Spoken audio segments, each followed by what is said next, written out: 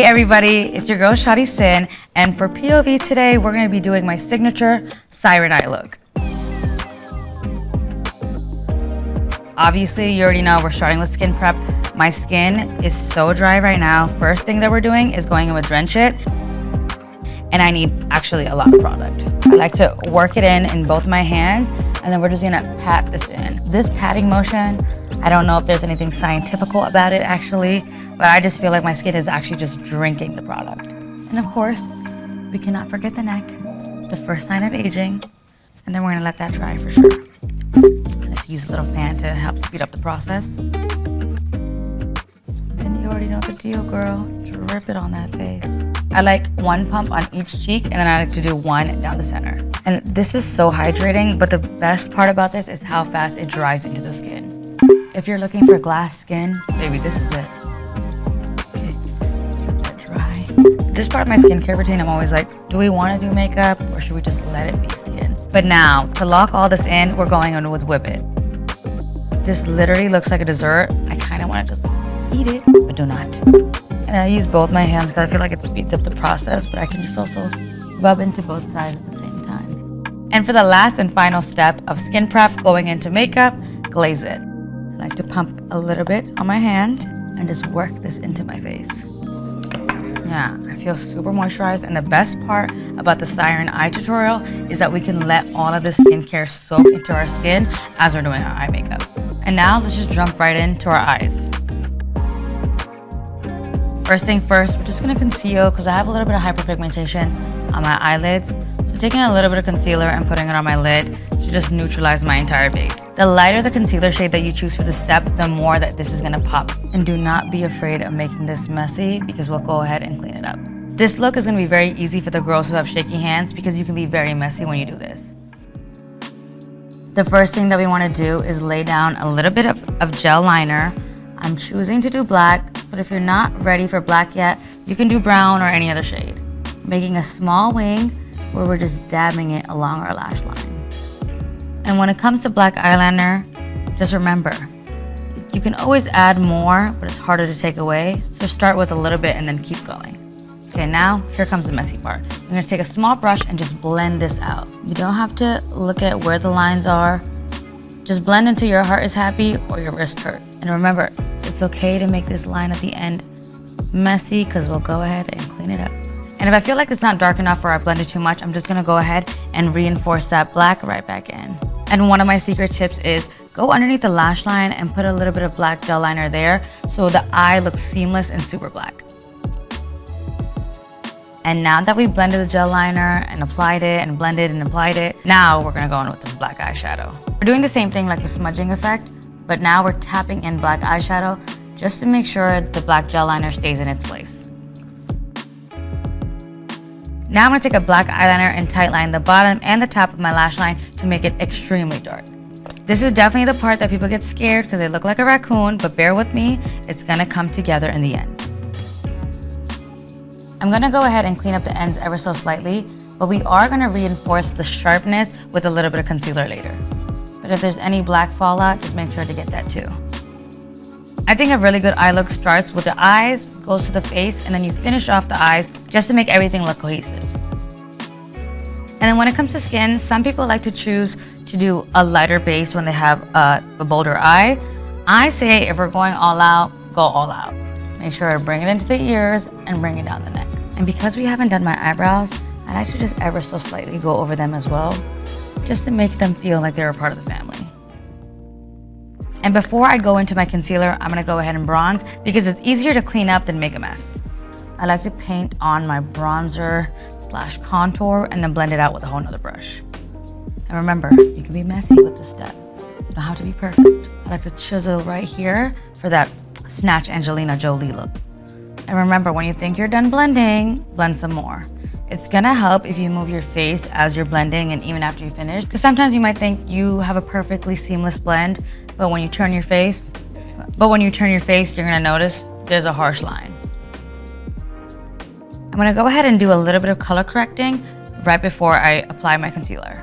One of my favorite tricks to blend out color corrector is using an eyeshadow brush. it's just so much more specific and you don't have to disperse the product everywhere. And if you ever feel like it's a little too orange in your foundation, just go back in with your foundation brush. And I'm a big fan of more is more, so we're gonna be definitely using more than one concealer. I'm always gonna reach for a brush before I use a beauty blender just because I like that full coverage foundation look, and a beauty blender just takes away a little bit too much product. And my foundation brush is honestly gonna be my best friend whenever I do makeup, because if I feel like I just need a little bit of extra blending, I go back in with that same brush, but I don't add any more product. And like I said, more is more. I love using a bright under eye, especially when I'm having a dark eye moment, because I just feel like it makes everything pop a little bit more. I like to let my concealer sit a little bit, so as I'm letting that dry down, let's go ahead and do our brows. When it comes to the brows, I'm pretty simple. I have a pretty full brows, so I just spoolie them out, and then I go ahead with a little brow pencil, reinforce the shape, and make them a little darker. Unpopular opinion, I don't think brow gel really does anything, but that hasn't stopped me from using it. And now that the concealer has set for a little bit, let's go ahead and blend this out. And again, bear with me, it gets worse before it gets better.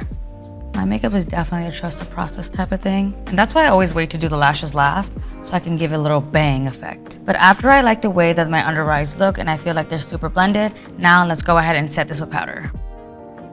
We're gonna always have our brush handy dandy, so we can blend right before we set. And at this point, we may look a little scary because we're lacking color, but now it's time to bring it back with a little bronzer. No matter your skin tone, you should definitely be using a little bit of bronzer.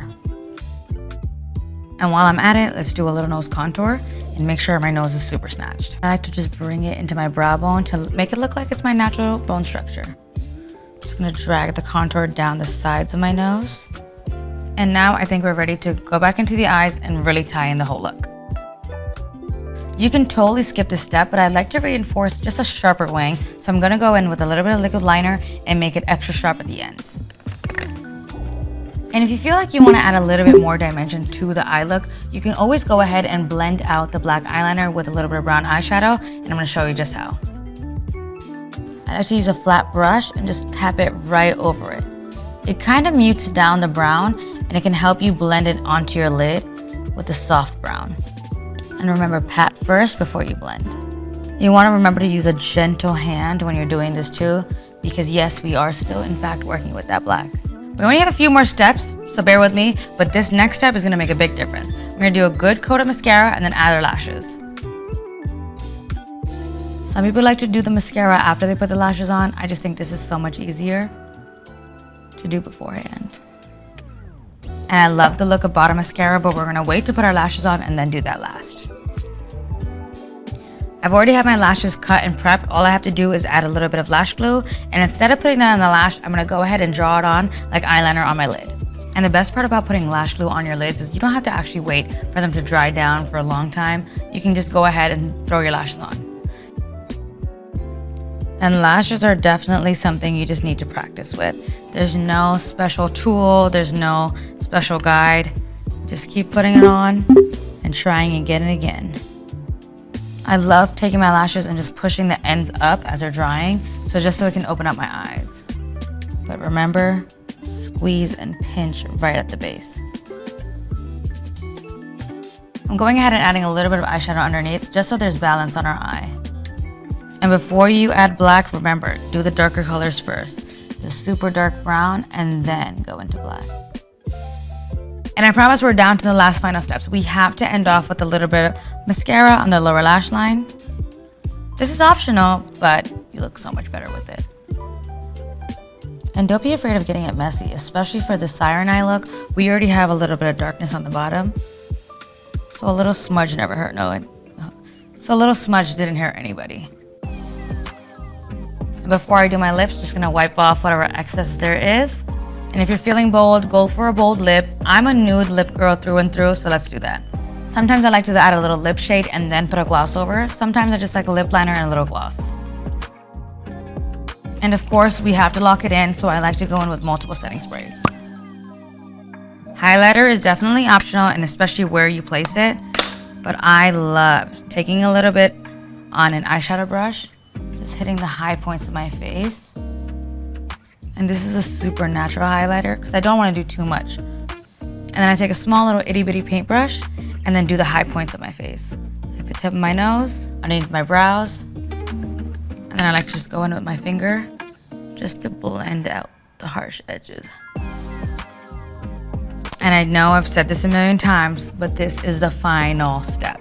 I love adding my beauty marks back into my face, and sometimes I add a few extra ones. I think it's so odd. I have 2 on my nose. And it's super convenient, especially when you have a pimple. If you just you want to distract it, highlight it. Make a big old dot there, nobody would know. And this is my signature Siren Eye look for POV.